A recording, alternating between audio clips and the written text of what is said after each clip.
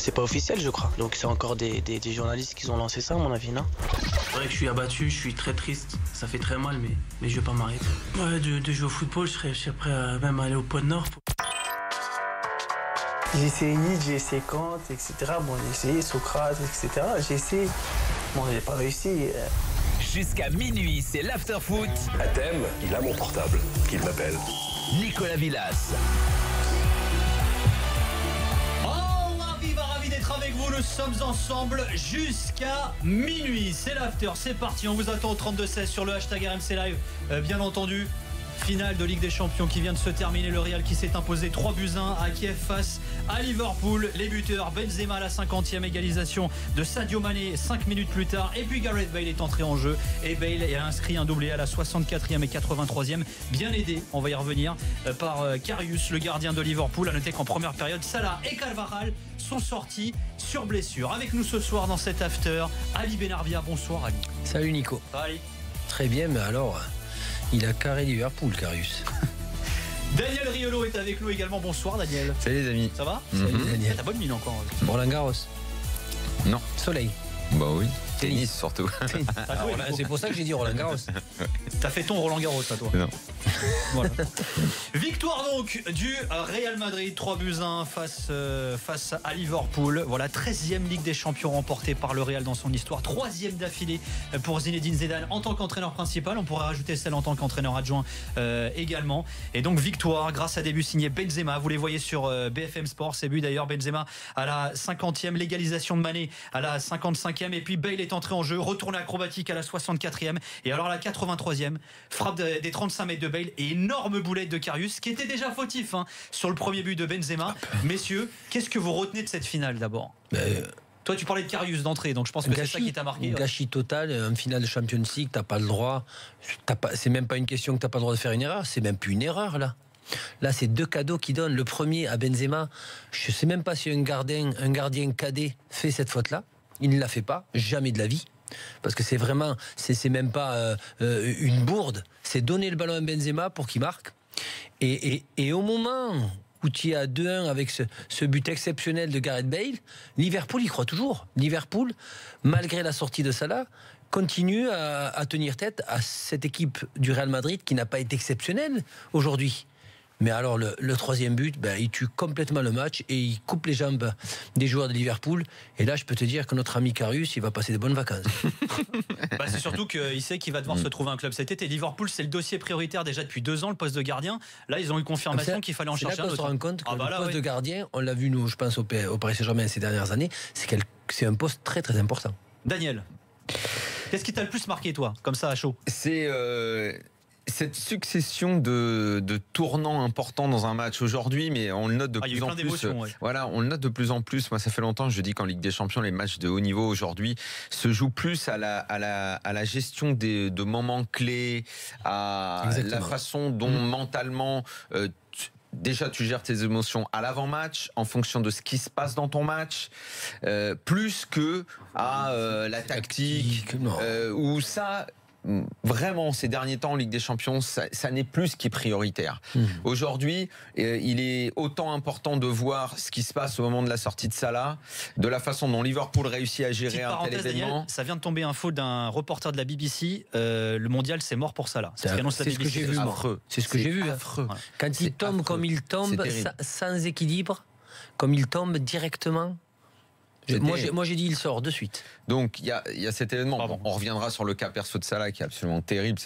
Déjà j'ai eu de la peine pour lui et puis la façon dont il est blessé. Alors évidemment Ramos, quand tu l'as dans ton équipe, tu le trouves formidable. Ça fait partie de ces mecs. C'est comme quand le PSG j'aurais été content d'avoir dans mon équipe. Avait Van Bommel, ou comme l'Italie quand ils avaient Gianni en 82. Quand tu l'as dans ton équipe, t'es content. Quand t'es neutre et que tu regardes, t'as envie de lui vomir dessus parce que c'est dégueulasse. Mais ça fait partie du foot, et moi j'ai toujours dit que les garces, il en fallait dans le foot. Quand tu l'as. Voilà, le mec il s'est braqué qu'il allait blesser Salah et le sortir, il l'a réussi.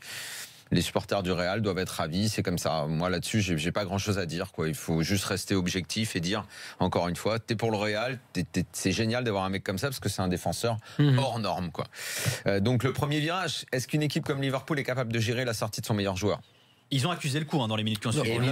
On l'a vu de suite. En face, si c'est Cristiano Ronaldo qui se blesse, je pense que le Real le gère beaucoup mieux.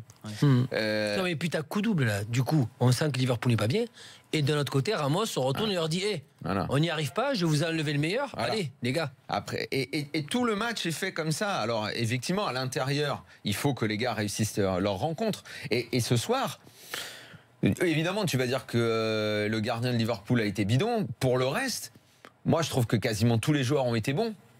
Tu ne peux pas dire que des mecs qui ont raté leur finale, les joueurs de Liverpool, les joueurs du Real, tu vas insister sur l'énorme match de Modric, mais tous tu diras Varane, Benzema, si, Ronaldo a raté son match. Ronaldo n'a pas été bon. Benzema a été bon. Benzema très bon, Benzema Modric énormissime. Mais après tous, je vois pas de mecs qui ont raté. Par contre, juste une erreur de Klopp, Lallana qui fait rentrer Lallana. Il a pas de banc, Klopp. Il fait rentrer Lallana alors que peut-être. Qui a court de forme. Mais après, devant, il a Solanke, c'est pas fou, tu vois. Je peut sais. mettre Emre Can au milieu. Moi, je pense qu'il aurait dû faire. C'est ce qu'il aurait dû faire à la sortie de Salah, parce qu'Emre Can, il aurait un petit peu bloqué le milieu terrain. Ouais, mais il est mené. Il se dit, non, mais il est pas mené. Il y a 0-0, mais il se dit, c'est un mec offensif, tu vois. C'est pas. Non, mais Wijnaldum, tu le fais monter. Et là, je pense qu'il est beaucoup mieux qu'au milieu terrain. Et là, mais ça change pas quelque chose. Mais là, je m'attendais vraiment au choix. La preuve, Klopp ne fait pas le bon choix, alors que Zidane, lui, il fait jackpot.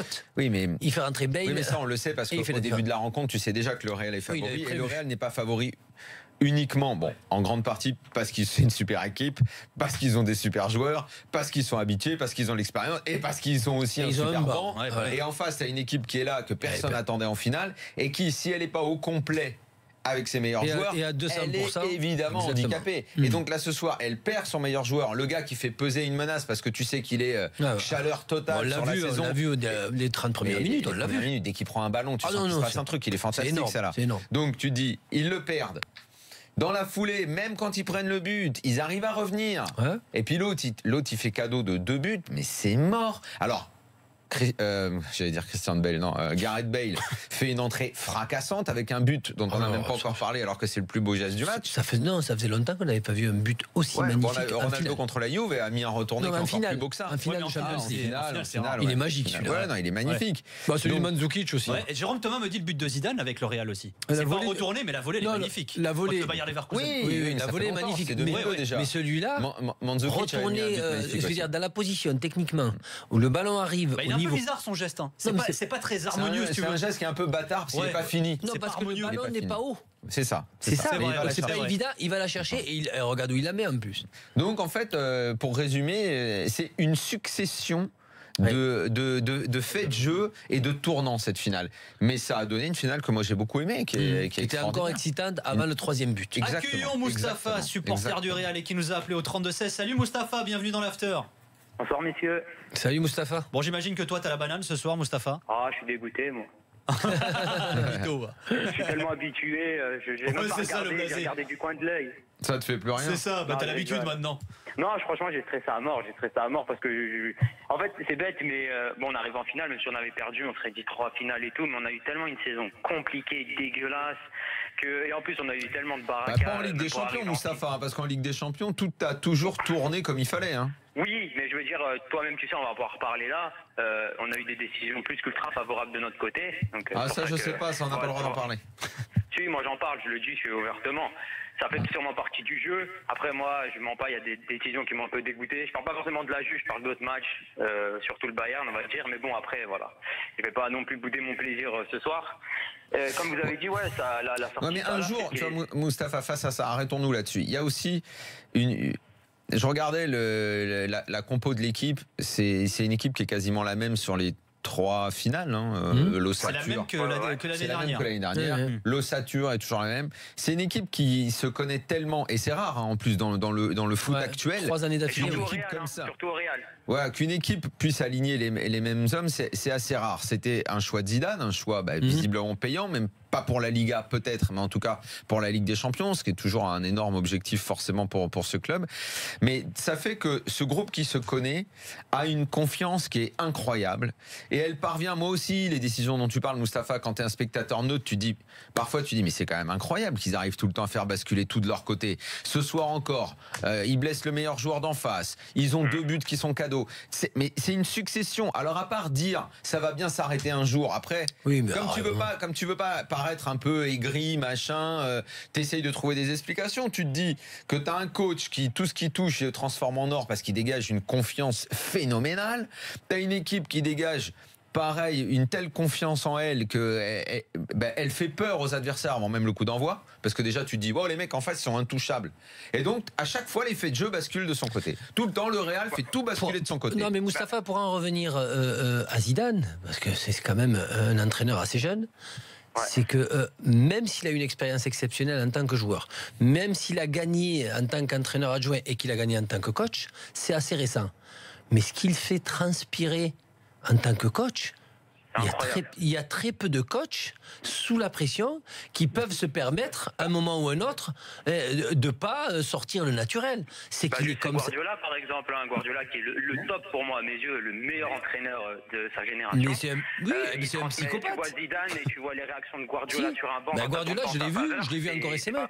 Il pète les plombs. Guardiola, il pète les plombs. Zidane, je ne sais pas combien de fois on l'a vu s'agacer ou s'énerver sur. C'est pas le même tempérament. Il a une gestion. Non, mais il a une gestion de l'événement et de l'émotion globale qui est assez incroyable. Alors c'est marrant parce que joueur, il était plutôt impulsif. Parce qu'il était à l'intérieur. Il avait des coups de sang. Parce qu'il était à l'intérieur. Non, souvent. Non, souvent. Il avait toujours en lui une forme mais ça se dégageait pas. Tu vois, c'était pas visible. C'est-à-dire, il pétait un peu. Non, mais il pétait un peu. Tu voyais pas. Pour un milieu offensif, c'est peut-être un de ceux qui a pris le plus de cartes. Il en a pris 13, je crois. C'est vrai. Pour un milieu offensif, c'est rarissime. Là, ta coach, il maîtrise les événements. Tiens, Moustapha, reste avec nous. On revient dans quelques instants. On vous rappelle que le Real Madrid vient de s'imposer 3-1 en finale de Ligue des Champions face à Liverpool. 3e Ligue des Champions d'affilée pour Zizou. 13e Ligue des Champions de son histoire. Enfin, 13e C1 pour le Real Madrid dans son histoire. L'after revient dans quelques instants avec Ali Benarbia, Daniel Riolo et Moustapha au 32-16.